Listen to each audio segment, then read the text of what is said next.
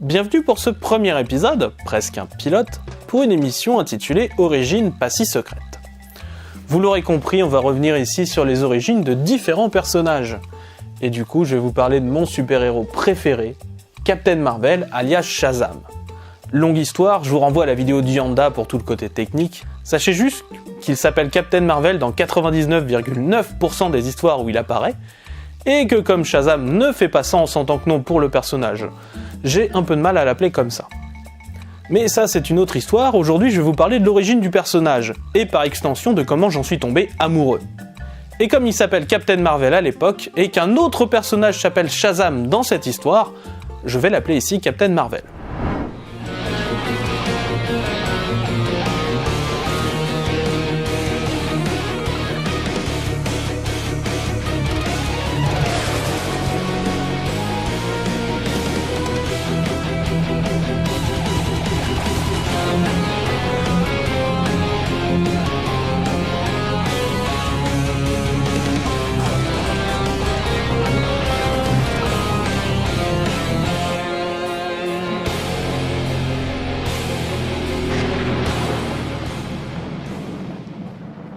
Aujourd'hui, on va donc parler de l'origine de Captain Marvel dans Wiz Comics numéro 2, que j'ai dans une réédition.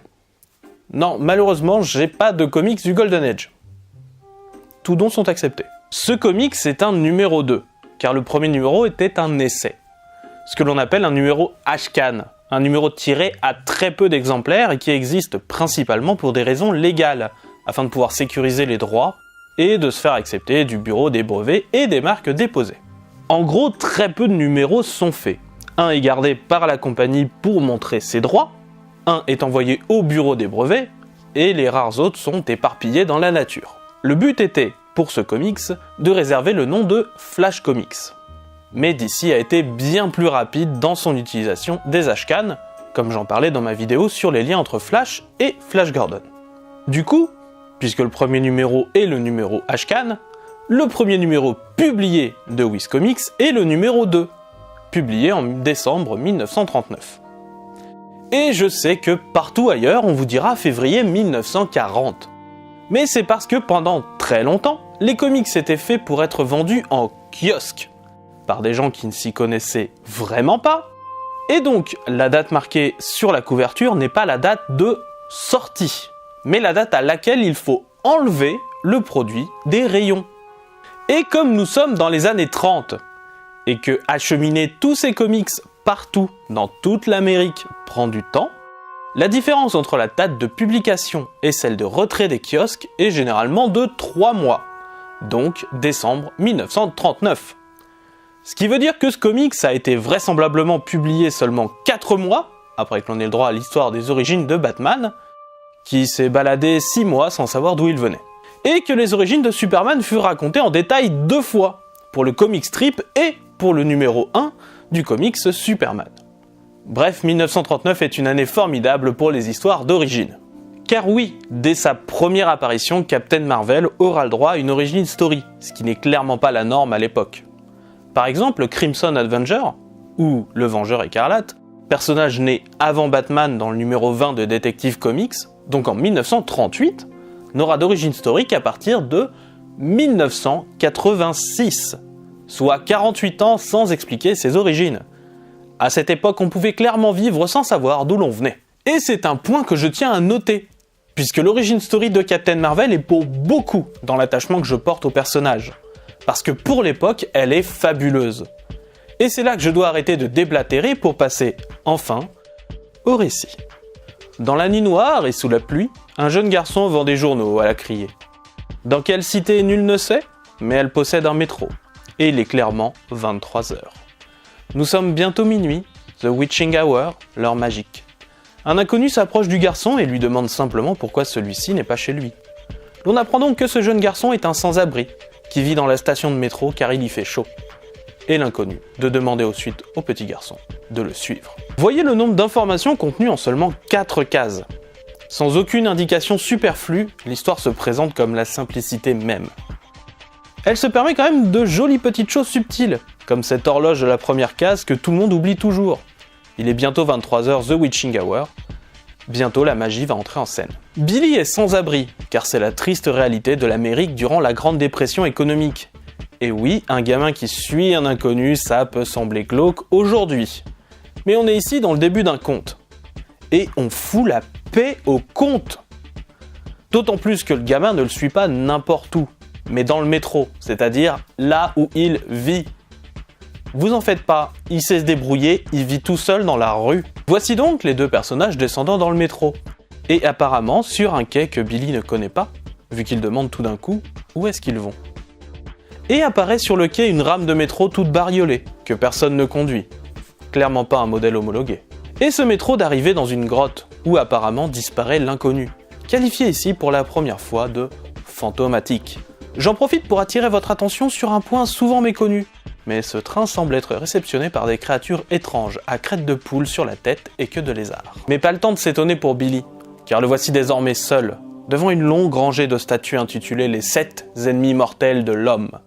Et au fond, une vasque enflammée où se tient un vieil homme, entouré d'objets merveilleux, allant de livres volumineux à des globes mystérieux, et même d'un bloc de marbre retenu par une simple corde.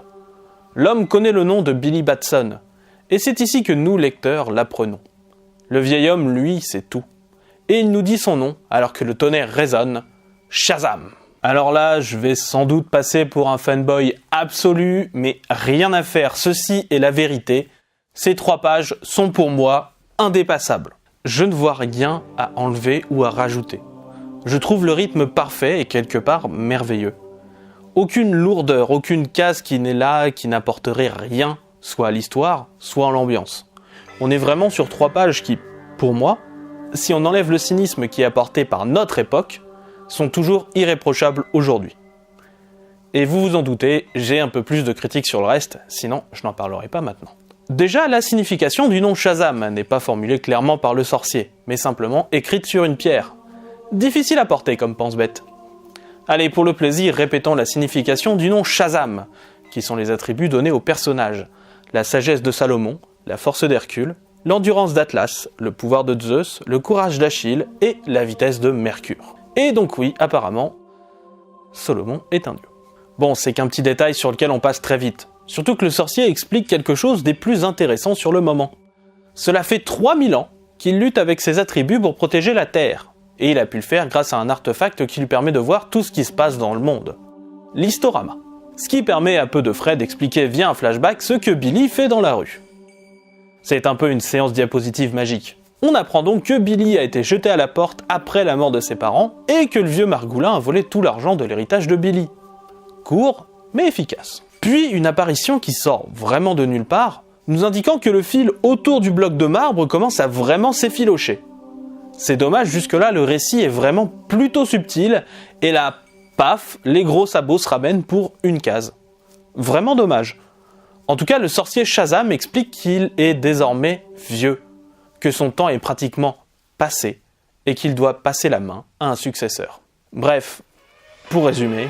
Non, j'ai passé l'âge de ces conneries. Billy doit donc dire le nom du magicien, Shazam, pour récupérer ses pouvoirs et devenir son successeur. Notons d'ailleurs qu'il est bizarre pour le sorcier de saluer Captain Marvel, comme si c'était un nouveau personnage. De nombreuses histoires agissent comme si Billy Batson et Captain Marvel étaient des personnages bien différents, mais rien ne sera jamais vraiment mis noir sur blanc. Le sorcier finit de lui expliquer qu'il se transformera à chaque fois qu'il dira le nom du sorcier, donc Shazam. Ce faisant, l'éclair habituel arrive, faisant tomber le bloc de marbre sur le sorcier. Et oui, on laissera le lecteur se poser la question de savoir si le sorcier est bel et bien mort ou pas. Plutôt intéressant pour un titre de 1939, Billy, quant à lui, se retrouve dans la rue qu'il a quittée, à l'endroit où l'inconnu l'avait abordé. Il est désormais 1h du matin. L'heure magique a cessé. Il est de retour dans la réalité. Et il est temps de montrer que ce comics se veut aussi un récit de super-héros. Après tout, il reste 8 pages. 8 pages beaucoup plus classiques, malheureusement. Le lendemain, Billy vend une nouvelle édition du journal qui annonce fièrement qu'un scientifique fou menace les radios américaines et demande 50 millions de dollars de rançon. Coup de bol absolu, Billy repère 2 gars suspects qui veulent lire les exploits du boss, et il décide de les suivre. Il découvre où ils vivent, mais le portier ne laisse pas rentrer un enfant qui vend des journaux dans l'hôtel. Le jeune garçon décide donc de prévenir une station de radio locale, et surtout son directeur, Monsieur Maurice. Personne ne croit le jeune garçon, parce que ce n'est qu'un enfant, mais le gamin a un aplomb de dingue, et fait promettre à Monsieur Maurice de lui donner un poste de présentateur à la radio si jamais il découvre les malfrats. Et forcément, à partir de là, la narration est sur une piste très prévisible. L'enfant se transforme en Captain Marvel, et fait un énorme saut entre deux immeubles, parce qu'apparemment, comme Superman à l'époque, le pouvoir de voler n'était pas vraiment envisagé. Les malfrats sont là, discutent via un écran de télévision à leur patron, le docteur Sivana, qui deviendra l'ennemi juré du héros. Forcément, le héros intervient à la rescousse, fracasse les malfrats, et le docteur Sivana annonce qu'il va se venger de notre héros, Captain Marvel. Héros qui a d'ailleurs une réaction bien violente et qui me fait pencher sur l'interprétation que Billy Batson et Captain Marvel sont des personnes différentes. Car je ne vois pas, en aucun cas, le jeune Billy Batson annoncer « Oui, nous nous reverrons, Sivana, et la prochaine fois tu seras en prison, ou bien mort ». Le héros prononce ensuite le mot magique Shazam, redevient Billy Batson, et appelle le directeur des programmes de la radio, Monsieur Maurice. Celui-ci, tenu par la logique narrative, n'envoie pas chier le gamin avec qui il a fait un simple pari, et accepte Billy Batson en tant que présentateur radio, sacré ascenseur social quand on y pense. Et Billy Batson finit le numéro en manquant de griller sa couverture, car oui, Billy Batson, contrairement à son alter ego Captain Marvel, n'a pas vraiment la sagesse de Salomon. De nombreux autres personnages font leur apparition dans ce numéro, comme Ibis l'Invincible, Spice Smasher, Golden Arrow ou encore Dan Dare, qui n'a rien à voir avec la bande dessinée britannique du même nom. Mais on va rester concentré sur Captain Marvel, voulez-vous ? L'origin story est très clairement divisée en deux parties. Une partie sur l'acquisition des pouvoirs de Billy Batson, une autre sur une enquête beaucoup plus convenue à l'époque. La partie acquisition des pouvoirs est encore aujourd'hui extrêmement satisfaisante, et a énormément été reprise par les différentes réécritures au fil du temps. Seul Geoff Johns se dira qu'il peut faire mieux, pour un résultat qui ne me plaît pas personnellement, mais qui apparemment a su convaincre ceux qui ne connaissaient pas ou peu le personnage. La deuxième partie est souvent moins regardée, et pour cause, elle est beaucoup moins intéressante, ressemblant à de nombreux récits de l'époque. Néanmoins, elle apporte une chose qui, je pense, a dû pas mal aider à la popularité du personnage. Beaucoup de gens pensent que le succès de Captain Marvel, un succès qui dans les années 40 ira jusqu'à surpasser les ventes de comics Superman, est principalement dû à une seule chose, le fait que Billy Batson soit un très jeune garçon, et donc que les enfants qui lisaient des comics adoraient y voir quelqu'un de leur âge être un super-héros, et plus que ça, être un super-héros adulte. Oh, il est clair que ça a joué. Mais un autre facteur a dû jouer, un facteur souvent oublié. Billy Batson, comme montré ici, est présentateur à la radio. Nous sommes dans les années 30-40, la radio est le médium populaire à l'époque. La télévision n'est pas démocratisée, la preuve, seuls les savants fous en ont pour parler à leurs gros bras, laissant la radio une place énorme chez les jeunes gens de l'époque. Voir un jeune enfant être un présentateur radio, c'est un énorme fantasme chez les enfants de l'époque. C'est comme faire une histoire avec un enfant qui travaillerait à la télévision dans les années 80-90. Il y a eu, je pense, un certain appel aussi au niveau de sa popularité à ce niveau. Cette origin story est complète, nous montrant d'où vient le personnage, l'origine de ses pouvoirs, son but et même quel va être son métier. C'est extrêmement précis pour l'époque, sincèrement. Et même encore aujourd'hui, sa première partie frappe extrêmement juste, que ce soit au niveau du découpage ou de sa narration. Par contre, un truc qui me fera toujours marrer, c'est que Captain Marvel se met directement en concurrence avec Superman dès sa couverture. Ah ouais ? Tu soulèves une voiture ? Eh bien moi je la balance, tiens ! Et du coup, on a sans doute une transition toute trouvée pour le prochain Origine pas si secrète. À bientôt.